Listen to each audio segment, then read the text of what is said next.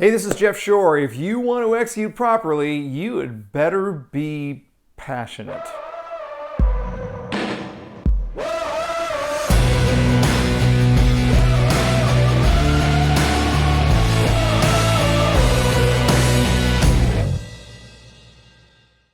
That's right, effective execution really is dependent upon your passion to execute well. And the reason we say this is because when you're thinking about executing on anything at all, a program, a process, an initiative of some kind, when we start thinking about how we get into it, sometimes we're all gung-ho, maybe right at the start, but we don't have enough passion to carry us through to completion. And when you think about execution, that's what we're talking about. We're talking about how we carry something through all the way to its completed finish, right? So if I'm lacking the passion, then what's going to happen? I'm going to get started in the process and I might be gung-ho at first, and then it wanes, and then it wanes. And I simply did not have enough passion to carry it through. So I'll give you a really simple example. My wife and I have been in the home that we live in right now for 2 years. We moved in just about 2 years ago. I still have boxes that I haven't unpacked. Now, clearly they're not important boxes.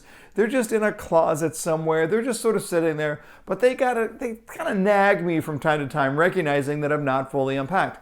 Why haven't I unpacked? Well, it's pretty simple. I don't have the passion.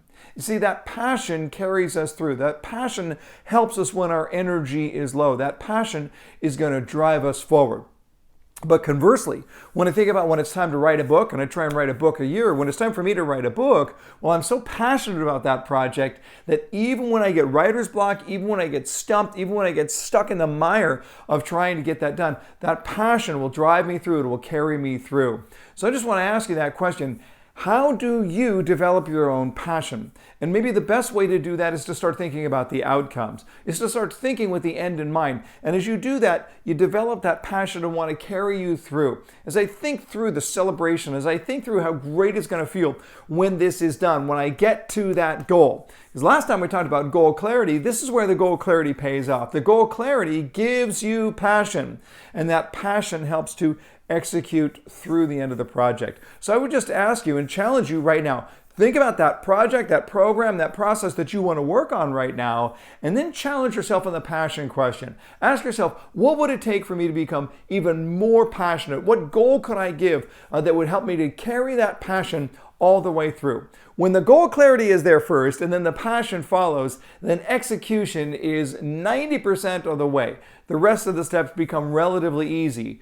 Follow your passion and let your passion carry you through to your success.